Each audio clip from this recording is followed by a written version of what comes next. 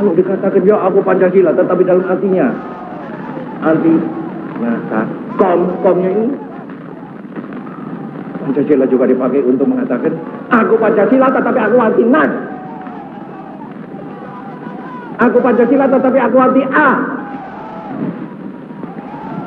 Jawab tidak.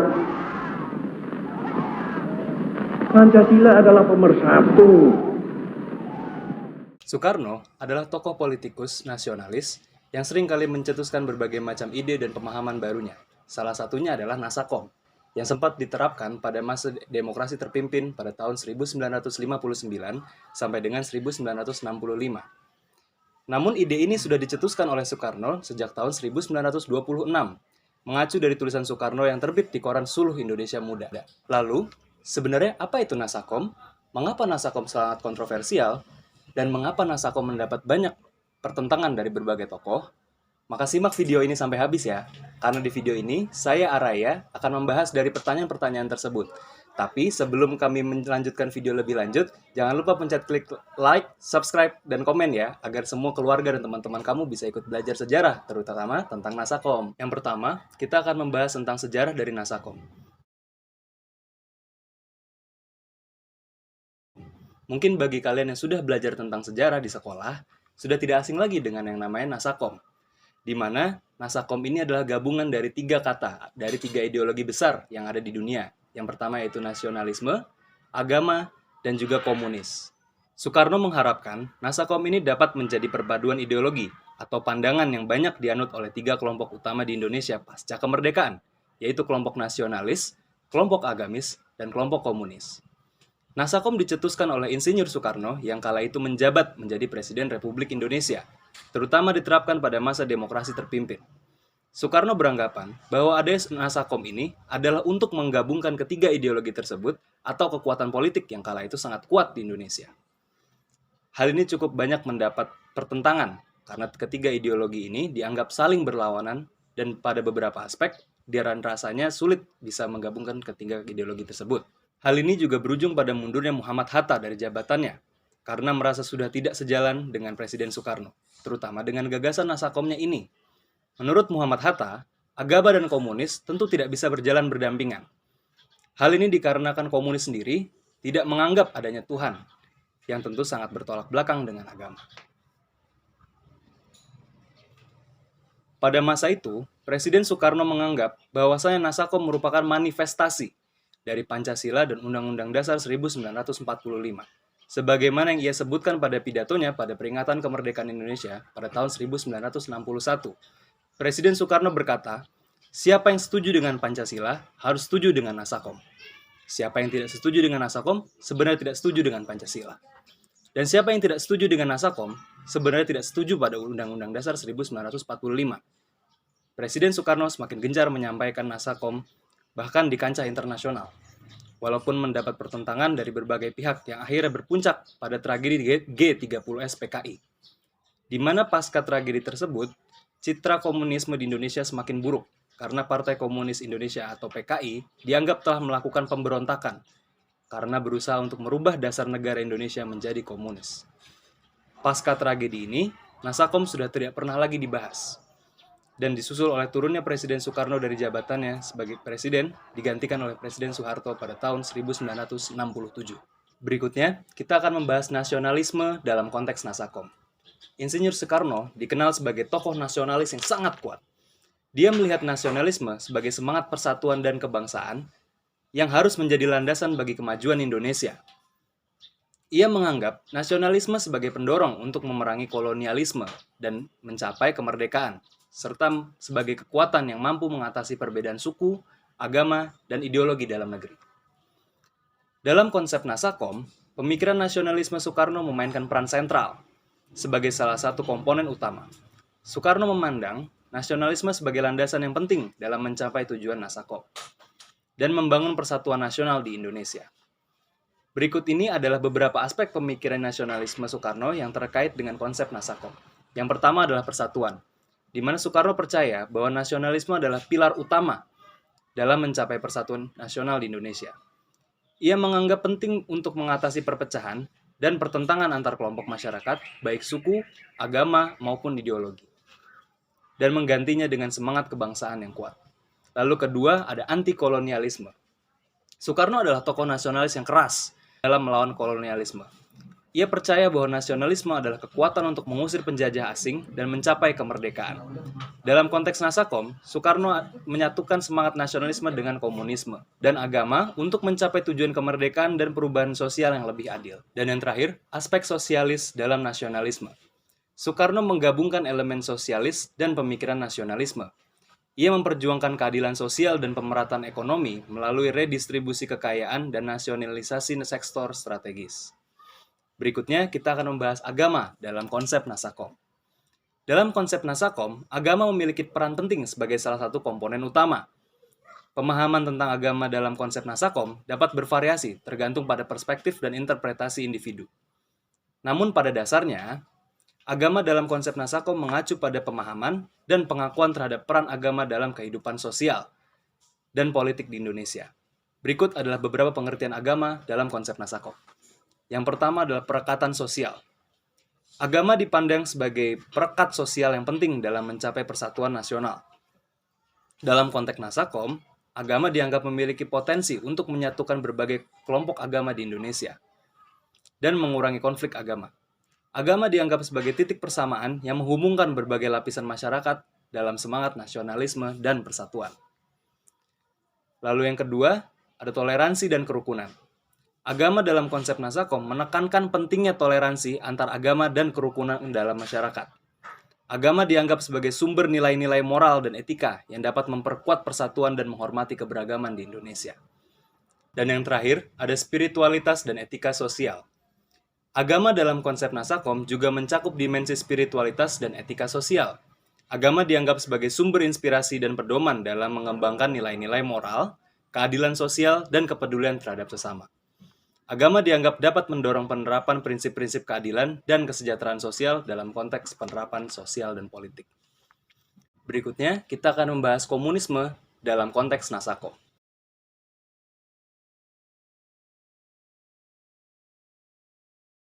Nasakom. Soekarno melihat komunisme sebagai alat untuk mencapai keadilan sosial, memperjuangkan kepentingan rakyat kecil, dan mengatasi kesenjangan sosial yang ada di Indonesia. Dalam konteks Nasakom, komunisme yang diusung oleh Soekarno tidak sama dengan ideologi komunis yang dianut oleh negara lain. Soekarno berusaha menciptakan komunisme ala Indonesia yang sesuai dengan kebutuhan dan karakteristik bangsa Indonesia. Partai Komunis Indonesia atau PKI menjadi pendukung utama Nasakom pada saat itu. PKI pada masa itu merupakan partai politik terbesar di Indonesia dan memiliki pengaruh yang signifikan dalam politik nasional. PKI melihat Nasakom sebagai kesempatan untuk memperluas pengaruh dan memperjuangkan agenda komunis mereka. Namun, penting untuk dicatat bahwa inklusi komunisme dalam Nasakom juga menuai kontroversi dan penolakan dari kelompok nasionalis dan agamis. Kelompok-kelompok ini mengkhawatirkan pengaruh komunis dalam ideologi tersebut dan berpendapat bahwasanya komunis bertentangan dengan nilai-nilai yang ada dalam tatanan masyarakat Indonesia. Setelah peristiwa G30 SPKI, pada tahun 1965, Nasakom mengalami perubahan yang signifikan. PKI dituduh terlibat dalam percobaan kudeta dan dihapuskan sebagai partai politik. Nasakom tidak lagi menjadi ideologi yang dominan di Indonesia setelah peristiwa tersebut. Hubungan antara komunis dan Nasakom menunjukkan bahwasanya komunisme merupakan salah satu komponen yang terlibat dalam konsep tersebut. Tetapi, peran dan pengaruhnya telah berubah seiring dengan perubahan politik yang terjadi di Indonesia.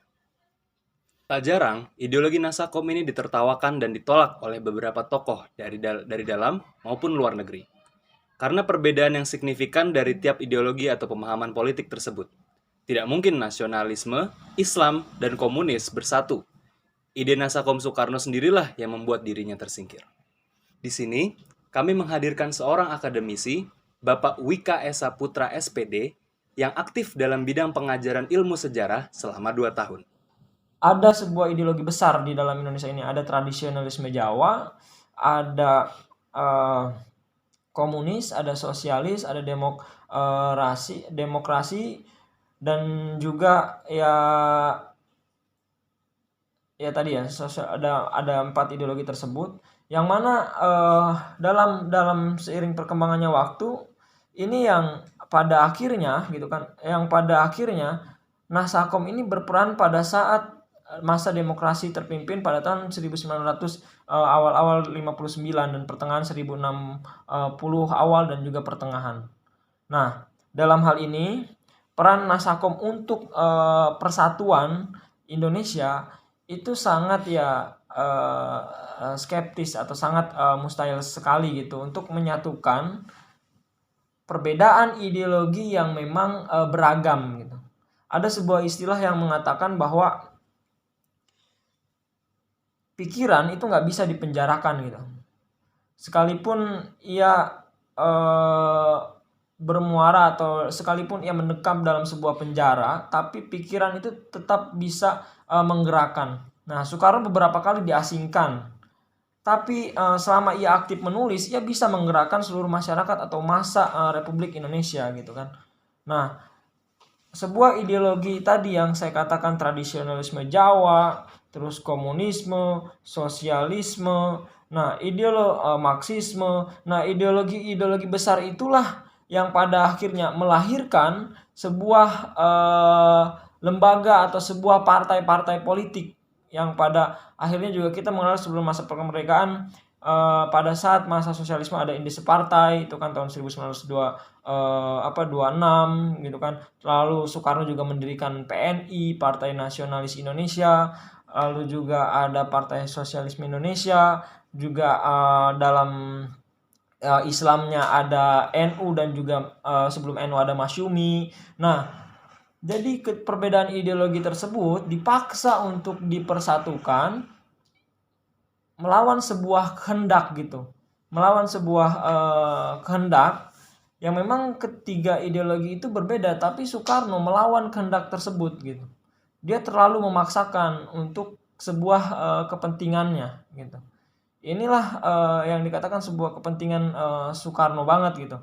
Nah, jadi kalau memang bicara tentang peran Soekarno atau peran Nasakom gitu kan dalam politik Indonesia untuk mempersatukan Indonesia untuk persatuan di sebuah Indonesia itu gagal ya. Ibaratnya itu nggak bisa bersatu gitu dalam sebuah ketiga ideologi tersebut. Karena ya itu banyak faktor kepentingan. Beberapa kali ketika saat masa Nasakom pembentukan DPR gotong royong, lalu ketika dalam DPR gotong royong di sana juga ada konflik antara PKI dengan juga NU gitu kan. Nah, padahal untuk kesatuan gitu kan pada saat pidato di tahun 1959 pada tanggal 17 Agustus penemuan revolusi kembali kita itu ya Soekarno ya buah-buah pemikirannya itu gitu, menemukan sebuah kembali revolusi. Nah, tapi dan pada akhirnya ya itu nggak bisa bersatu karena ya tetap di dalamnya itu ada tendensi konflik ya antar beberapa ideologi besar gitu. Jadi pada saat itu kan peran Nasakom itu tidak berhasil ya untuk persatuan saya rasa. Tapi pada saat dalam aspek yang lain termasuk aspek ekonomi itu Nasakom punya peran yang sangat luar biasa gitu. Karena dalam ketika pada saat itu dengan gaya atau kebapaan cara Soekarno dalam menjalankan pemerintahan itu terpusat ya dia mendapatkan dana biaya yang besar dalam hal itu disalurkan untuk kepentingan perang dalam halnya Ganyang Malaysia, terus juga pembebasan Irian Barat gitu. Dana-dana tersebutlah yang memang pada akhirnya digunakan untuk melawan neokolim ya, atau ibaratnya itu kolonialisme atau gaya baru yang dibawa oleh pemerintahan Hindia Belanda atau pemerintahan Belanda. Dan juga Jepang untuk digunakan untuk membebaskan Irian Barat. Nah, lalu yang selanjutnya tentunya seperti yang dikatakan oleh Peter Kasenda gitu kan. Ia menyatakan bahwa Nasakom itu secara teoritis maupun dalam segi praktis itu sangat mission impossible atau tidak mustahil untuk dengan adanya Nasakom ini sangat mustahil. Dan ada dalam dunia politik gitu kan, dalam halnya kita juga sama-sama mengetahui lembaga-lembaga yang partai-partai besar seperti PKI, seperti NU, dan juga dari militer TNI AD yang juga ikut terlibat dalam dunia perpolitikan pada saat itu. Juga ada Masyumi. Justru ini semakin mengencangkan konflik yang terjadi gitu. Nah, tapi ini ya konfliknya ini adalah konflik kepentingan gitu. Konflik kepentingan atau juga memperebutkan sebuah pengaruh gitu di mata Soekarno. Nah, polarisasi itu bisa terlihat ketika konflik antara TNI AD dengan PKI. Nah, di tahun 1960 awal dan pertengahan, TNI AD dan PKI ini konflik. TNI AD merasa cemburu gitu ketika PKI atau menteri diangkat dari seorang menteri keuangan, diangkat dari yang berlatar belakang komunisme gitu. Nah, kecemburuan inilah itu artinya bahwa menguatkan polarisasi yang terjadi di tubuh atau kepentingan para elit kita pada saat itu. Nah, ketika pada saat komunisme dilibatkan dan juga menjadi menteri keuangan, dan sebenarnya sikap Soekarno ini adalah sikap Soekarno ini dia berlindung dari keduanya gitu kan. Nah, berlindung dari keduanya. Ia berlindung dari tentara juga gitu kan. Ia juga berlindung dari PKI karena PKI pada saat itu juga adalah sebuah partai yang memiliki suara terbanyak di Jawa gitu. Nah, PKI memiliki suara terbanyak di Jawa, dan Soekarno merasa bahwa PKI harus diamankan gitu ya.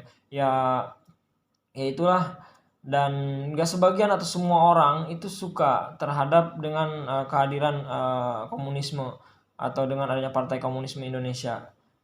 Nah, di situ juga yang pada akhirnya kita mengetahui Wakil Presiden Muhammad Hatta pada saat itu mengundurkan diri sebagai Wakil Presiden karena ia mengatakan bahwa Pancasila itu bertentangan dengan komunisme. Dan ketika pada saat itu atau perbedaan pandangan dan juga perbedaan sikap antara Soekarno dan Hatta semakin mengencangkan situasi, semakin panas situasi di tubuh pejabat Republik Indonesia, dengan Soekarno dengan misinya dan juga Hatta dengan misinya gitu. Dan ya saya rasa itu ya semakin memperkuat polarisasi dan juga memecahkan mengalami disintegrasi bangsa antar sesama bangsanya sendiri gitu.